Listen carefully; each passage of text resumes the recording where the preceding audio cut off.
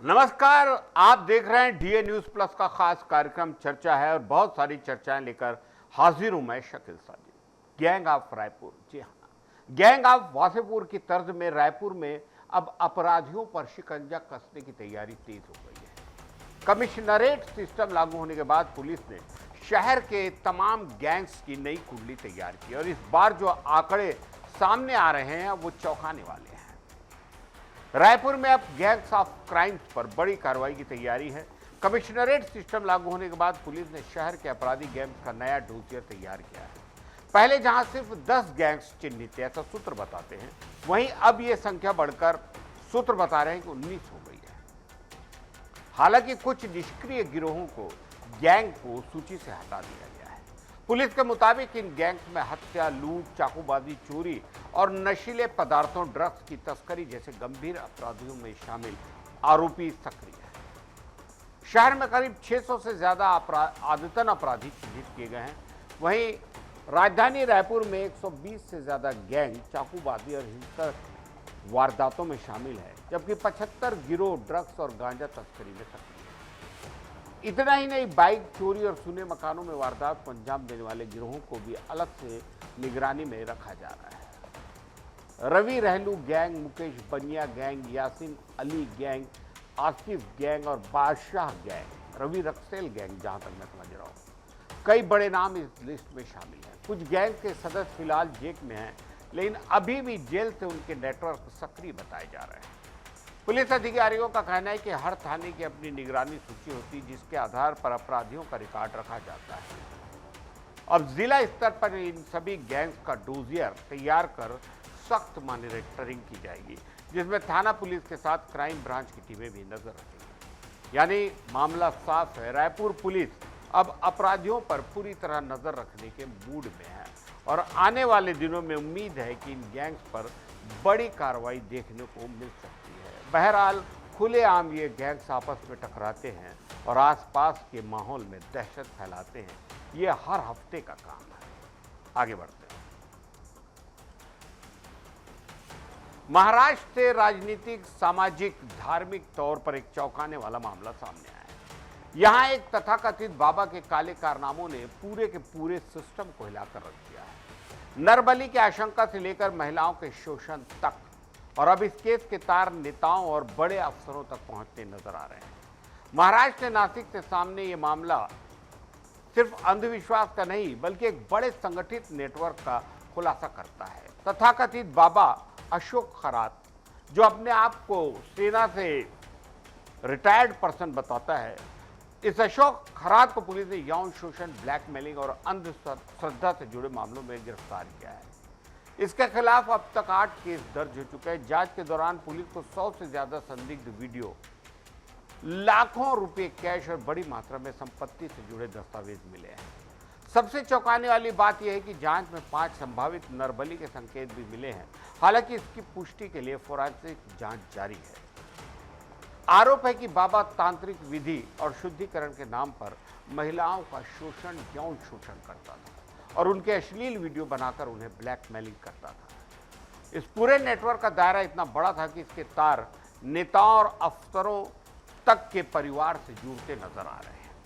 नासिक में 3.5 एकड़ में फैले उसके शिवनिका संस्थान में गुप्त तांत्रिक अनुष्ठान होते थे। वहीं पुणे और मुंबई के पाश इलाकों में रसूखदार लोगों से मुलाकात की जाती थी।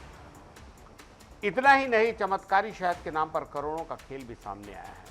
बताया जा रहा है कि 10-12 साल में करीब 1500 करोड़ रुपए का साम्राज्य इसने खड़ा किया। अशोक खरात ने जांच एजेंसियों को मनी लॉन्ड्रिंग का भी शक है। इस केस ने राजनीतिक दायरे हलकों में भी हलचल मचा दी है। कुछ अफसरों के तबादले हो चुके हैं और नेताओं पर भी गंभीर आरोप लगे हैं। फिलहाल पुलिस और जांच एजेंसियां इस पूरे नेटवर्क की परतें खोलने में जुड़ी है, लेकिन सवाल यह है कि आखिर कब तक अंधविश्वास के नाम पर ऐसे ढोंगी लोगों का खेल चलता रहेगा।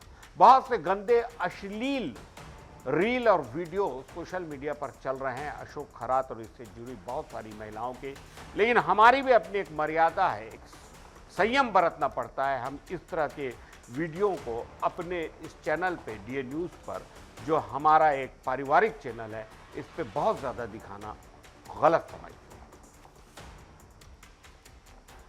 भारतीय सिनेमा की नींव रखने वाले कई नाम इतिहास के पन्नों में दर्ज हैं, लेकिन एक नाम ऐसा भी जिसने न सिर्फ फिल्मों को नई दिशा दी, बल्कि स्टूडियो सिस्टम की शुरुआत कर इंडस्ट्री की तस्वीर बदल दी। बात कर रहे हैं धीरेन्द्र नाथ गांगुली की। भारतीय सिनेमा के उन शुरुआती पायनियर्स में एक थे जिन्होंने फिल्म इंडस्ट्री को संगठित रूप देने में अहम भूमिका निभाई। उन्होंने भारतीय फिल्मों में हास्य और सामाजिक व्यंग को नई पहचान दी। उनकी फिल्मों में, गांगुली जी की फिल्मों में शहरी जीवन, बदलता समाज और आधुनिक सोच साफ झलकती थी। कला के प्रति उनके गहरे लगाव ने उन्हें महान साहित्यकार रविन्द्रनाथ टैगोर के करीब ला दिया। फाइन आर्ट्स में उनकी गहरी पकड़ थी और उन्होंने अभिनय के साथ साथ निर्देशन में भी अपनी अलग छाप छोड़ी। धीरेन्द्र नाथ गांगुली ने 1910-20 के दशक में फिल्म निर्माण की दुनिया में कदम रखा और 1920 के दशक में कलकत्ता में इंडो ब्रिटिश फिल्म कंपनी की स्थापना की। उन्होंने ब्रिटिश डोमिनियन फिल्म्स नाम से एक बड़ा स्टूडियो पर खड़ा किया, जो उस दौर में भारतीय सिनेमा का एक प्रमुख केंद्र था। यहीं से कई कलाकारों और तकनीशियों ने अपने कैरियर की शुरुआत की। हालांकि साउंड फिल्मों के आगमन के बाद 1930 के आसपास उनका स्टूडियो बंद हो गया, लेकिन उनका योगदान हमेशा के लिए फिल्म इतिहास में दर्ज हो गया। गांगुली का जीवन सिर्फ फिल्मों तक नहीं सीमित था। उन्होंने पुलिस विभाग में नौकरी भी की, जहां वे वेश बदलने और मेकअप कला में माहिर थे। उन्होंने अपनी कला को आगे बढ़ाने के लिए पेंटिंग्स तक भी की। उनकी शानदार उपलब्धियों के लिए उन्हें 1974 में पद्म भूषण से सम्मानित किया गया और 1975 में भारतीय सिनेमा के सर्वोच्च सम्मान दादा साहेब फाल्के पुरस्कार से नवाजा गया, जिसके वे वाकई हकदार थे। गांगुली का योगदान भारतीय सिनेमा के इतिहास में हमेशा याद रहेगा। धीरेन्द्र नाथ गांगुली न सिर्फ फिल्में बनाई, बल्कि एक ऐसी नींव रखी जिस पर आज पूरी इंडस्ट्री खड़ी है।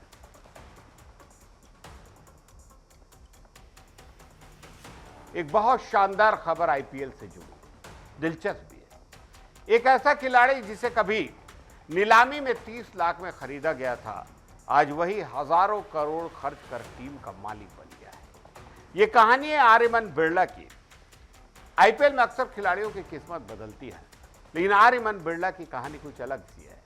साल 2018 में राजस्थान रॉयल्स ने उन्हें महज 30 लाख रुपए में खरीदा था, लेकिन अब वही आर्यमन बिरला करीब 16,000 करोड़ रुपए खर्च कर रॉयल चैलेंजर्स बेंगलोर आरसीबी के नए मालिक बनने जा रहे हैं। 2019 में एक इंटरव्यू के दौरान जब उनसे पूछा गया कि वे खुद टीम खरीद सकते हैं तो किसी और टीम से क्यों खेल रहे हैं, तब उन्होंने कहा था कि वे अपनी प्रतिभा के दम पर पहचान बनाना चाहते हैं। हालांकि उनका क्रिकेट करियर ज्यादा लंबा नहीं चला। आईपीएल में राजस्थान रॉयल्स ने दुर्भाग्य से उन्हें एक भी मैच खेलने का मौका नहीं दिया, जिसके बाद उन्होंने 2020 में क्रिकेट से संन्यास ले लिया। इस दौरान वे मानसिक दबाव से भी बहुत गुजरे। खुद स्वीकार किया था कि वे डिप्रेशन जैसा महसूस कर रहे थे और उसके बाद उन्होंने अपनी जिंदगी का नया रास्ता चुना। क्रिकेट छोड़ने के बाद आर्यमन बिरला अपने पिता के बिजनेस से जुड़ गए और आज वे एक बड़े कारोबारी के रूप में उभर कर सामने आए हैं। घरेलू क्रिकेट में वे मध्य प्रदेश के लिए खेल चुके हैं, जहां उन्होंने 9 फर्स्ट क्लास मैचों में 414 रन बनाए हैं। आईपीएल में उन्होंने बेन स्टोक्स, जोस बटलर और संजू सैमसन जैसे दमदार खिलाड़ियों के साथ ड्रेसिंग रूम शेयर किया है। अब Aryaman Birla Indian Premier League की सबसे चर्चित टीमों में से एक, जो पिछले साल चैंपियन भी बनी, आरसीबी की चेयरमैन बनने की तैयारी में है। यानी कि एक खिलाड़ी से मालिक बनने तक का ये सफर न कोई ख्वाब है, न कोई सपना, सिर्फ हैरान करने वाला है। बल्कि ये दिखाता है कि मैदान के बाहर भी खेल हमेशा बड़ा होता है। छत्तीसगढ़ से एक बड़ी और गर्व की खबर, फख्र की बात सामने आई है, जहां देश के पहले खेलो इंडिया ट्राइबल गेम्स 2026 का भव्य आगाज हुआ और अब इसे हर साल आयोजित करने का ऐलान भी कर दिया गया है। छत्तीसगढ़ की राजधानी रायपुर में देश के पहले खेलो इंडिया ट्राइबल गेम्स 2026 का शानदार शुभारंभ हुआ। साइंस कॉलेज ग्राउंड में आयोजित इस भव्य समारोह में केंद्रीय खेल मंत्री मनसुख मांडविया मुख्य अतिथि के तौर पर शामिल हुए।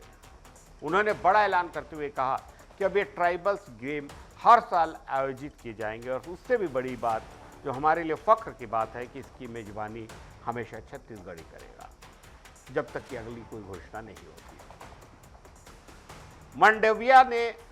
मनसुख मांडविया सर ने यह भी कहा कि खेल को सिर्फ मेडल जीतने का जरिया नहीं, बल्कि एक बेहद खूबसूरत संतुलित जीवन शैली के रूप में देखना चाहिए। वहीं मुख्यमंत्री विष्णुदेव साय ने कहा कि राज्य सरकार खेल प्रतिभाओं को आगे बढ़ाने और खेल अधोसंरचना को मजबूत करने के लिए पूरी तरह प्रतिबद्ध है।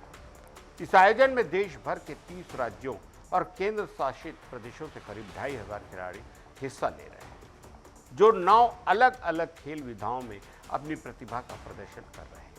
ये खेल महाकुंभ 25 मार्च से 3 अप्रैल तक रायपुर, सरगुजा और बस्तर में आयोजित किया जा रहा है।